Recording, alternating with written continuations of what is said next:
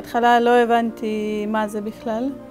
היה פצע אחד שהוא לא הספיק להגליד, כבר לידו הופיע פצע שני. הגעתי מספר רב פעמים למיון. כל פעם הופניתי לכירורגיה ולא למחלקת עור. זה כל פעם ניקוזים בהרדמה מקומית שלא עזרה יותר מדי. כל זה מלווה בכאבי תופת. בהתחלה זה פצע פנימי שאפילו לא נראה לעין. פשוט אפשר להרגיש שמאצבע משהו קשה. ועם הזמן זה גדל, ועד שרואים באמת שזה נראה כמו חדשקון גדול ומוגלתי, חם מאוד ומתנפח עד שבעצם המוגלה מתחילה להתנקז בפני עצמה. וזה כואב? זה מאוד כואב. עד לרגע שהאבצס נפתח זה פשוט כאבים שתלוי באזור. לפעמים אפשר ללכת, לפעמים אפשר לשבת, להזיז יד, רגל. זה כאבים מאוד קשים מאוד. לרוב זה בבתי שחי, מפסעות. זה יכול להגיע לעכוזים. כל הדברים, מקומות שהם בעצם לא נושמים סגורים. עכשיו, את הולכת לרופאים? מסתכלים עליי, אבצס, הפניה למיון, ניקוז, אישור מחלה, זהו. אף אחד לא אומר בעצם הבחנה, שזה הידרדניטיס סופרטיבה. התחלתי לחפש מידע לגבי מה יש לי בכלל. בשפה העברית לא מצאתי כלום, שום דבר. חיפשתי גם בשפה הרוסית. כן, היו כל מיני שמות שצצו, שאפיינו מה שאני מרגישה, מה שאני עוברת. ובעצם ככה הגעתי להבחנה של הידרדניטיס בעצמי. את? אני, כן. ובאתי עם זה לרופא, ומה? הם הסתכלו עליי, לא הבינו על מה אני מדברת בכלל. אף רופא, לא כירורג, לא רופא עור, שום דבר וכלום. עד שאני התחלתי לקרוא ומצאתי שבעצם מה שצריך לעשות במחלה הזאת זה ניתוח פלסטי. כל זה היה לפני 4-5 שנים. בעצם צריך לעשות כריתה של עור ולעשות השתלה של עור מאזור אחר. ובעצם כשהגעתי לבית חולים איכילוב אמרו שניתוח זה משהו שעושים אחרי שמנסים הכל. וככה התחילו אינספור טיפולים אנטיביוטיים שעברתי. הייתי מגיעה לכמויות מטורפות של כדורים ביום. במשך חודשים, ובעצם כל פעם זה חזר, כל הזמן.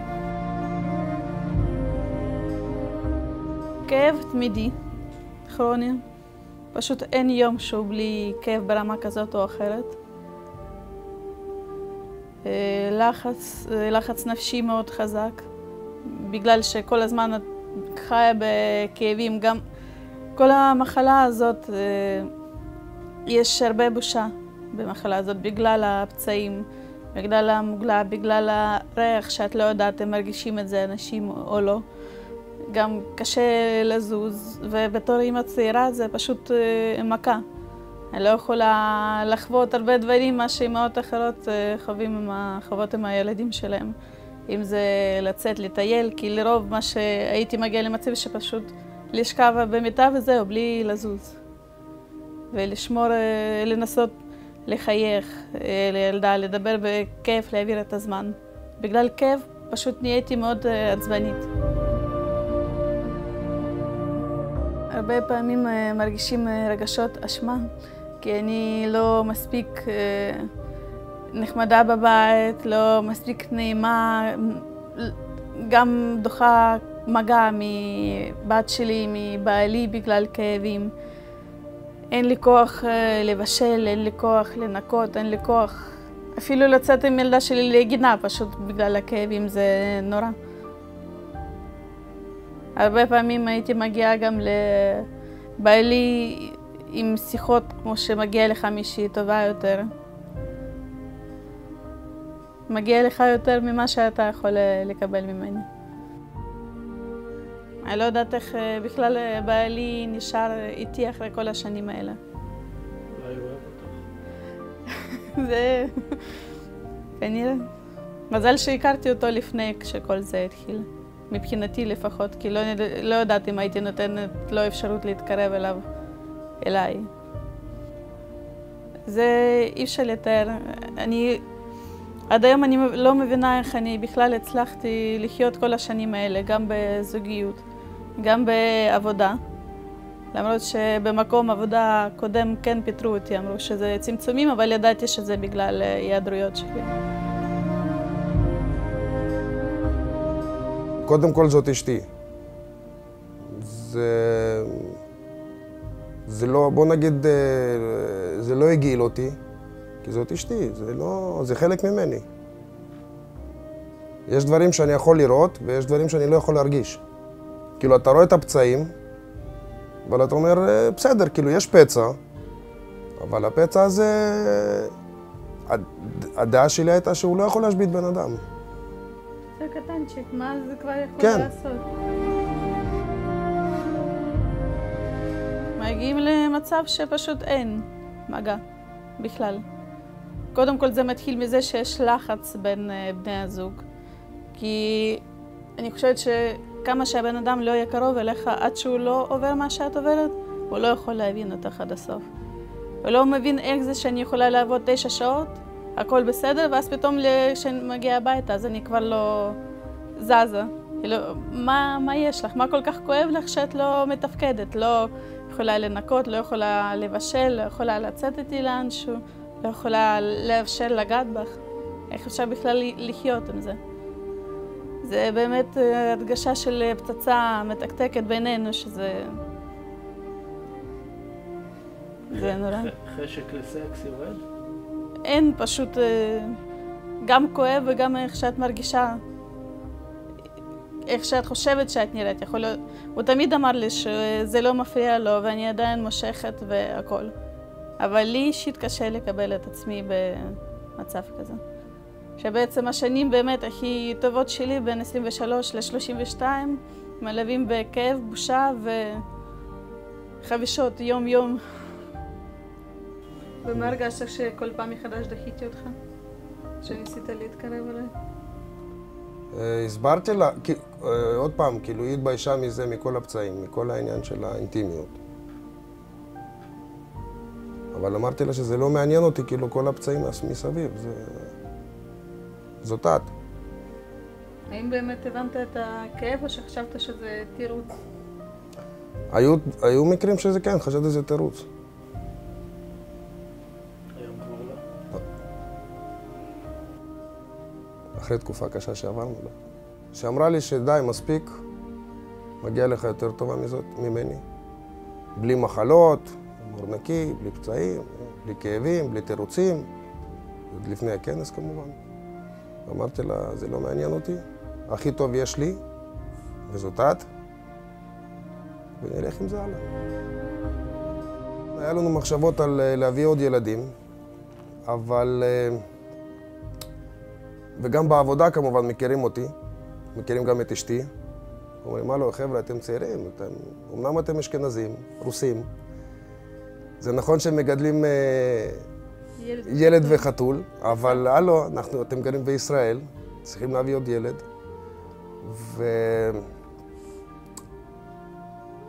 לא התביישתי להגיד בזה שבגלל המחלה אפשר להגיד שבאיזשהו שלב של החיים זה כן היה במחשבות להביא עוד ילד. ואיפשהו עם המחלה הזאת זה נעצר. מכל הטיפולים אנטיביוטיים וחלק גם טיפולים ביולוגיים שעברתי, הם פשוט לא מאפשרים להיכנס להיריון בכלל, פשוט אסור. וזהו, ויתרת? לא ויתרתי, אבל אני מקווה בהמשך. איך? עכשיו, אחרי כל הטיפולים שהיו, אנטיביוטיקה וטיפולים ביולוגיים, בסופו של דבר לא היה ברירה וכן עשיתי ניתוח להשתלת עור. אשפוז מאוד ארוך של 1.5 חודש, וזה היה הקיץ. ועכשיו אני במצב יותר טוב אחרי ניתוח, וכרגע ללא טיפול תרופתי כלשהו. אז מבחינה בריאותית אני כן יכולה לאפשר לעצמי, אבל זה פשוט מלא שאלות. מה יהיה אם תהיה התפרצות של המחלה שוב בזמן ההיריון? מה אני אעשה? זה הרבה מאוד שאלות. אבל כשבת הקטנה שלי באה ואומרת, אמא, סיפרתי אתמול לאבא שאני רוצה אחות קטנה, אז כל פעם מחדש גורם לחשוב שאולי כדאי לנסות, ויהיה מה שיהיה, נתמודד עם זה. זה הפצע אחרי ניתוח שעשיתי בחודש יולי.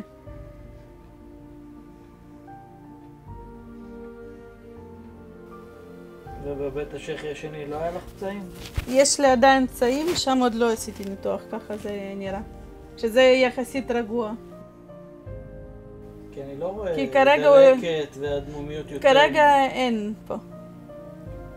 הדלקת עכשיו מרוכזת במפצעות אצלי, כי פה זה די רגוע.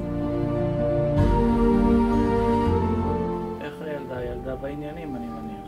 היא כן. בשבילה להגיד שם של המחלה זה כמו להגיד קורנפלקס, לא יודעת, מילה הכי פשוטה. מה שהיא עברה בשנה האחרונה זה פשוט בכלל אי אפשר לתאר. כי מנובמבר שעבר זה באמת כל חודש וחודש הייתי בבית חולים. ולא לדבר על הקיץ הנוראי הזה של חודש וחצי, שבמקום לבלות באילת או איפשהו היא בילתה באיכילוב. איזה דברים היית רוצה לעשות עם אמא והיא לא יכולה בגלל המחלה שלה? הייתי כזה לבריכה וכאלה אירועים כיפים. שתדברי בקול רם. כאלה אירועים כיפים ושתהייתי בבריכה ושתהנית בכל מיני מקומות. את נזכרת בתקופה הקשה שאמא עברה, בגלל זה את עצובה עכשיו וקשה לך? כן? אני לא אומר שאת ילדה טובה ורגישה. זה הסיבה כנראה. את יודעת, אחרי קיץ שעבר, למרות שהפצעים והכל, אנחנו בשישי הבא ניסע לאילת ביום חמישי הבא. למלון שלושתנו. באמת, רצינו לעשות לך הפתעה עם אבא. קודם כל הייתי מאחלת להם שיבחנו אותם, אם הם מרגישים משהו שלא בסדר, שהרופא משפחה שלהם ידע למי להפנות, שהרופא אור יבין שזה מה שיש ולהתאים טיפול. יכול להיות שאם יתחילו לקבל טיפול ביולוגי בהתחלה, אז גם ההשפעה שלו תהיה יותר טובה.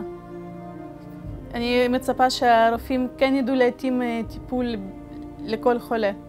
אחד יתאים לו רמיקייט, שני יתאים לו יומירה, שלישי אולי כן אפשר להסתפק בכדורים, אבל שידעו להתאים את הכדורים. אני לא רוצה שיכירו בי כנכה, אני באמת רוצה לחיות את החיים הרגילים.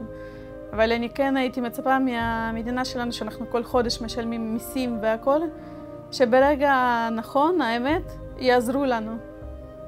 אם זה הבטחת הכנסה, אם זה תשלום ימי מחלה, ואין את זה. פשוט לא התייחסו אליי בכלל ברצינות.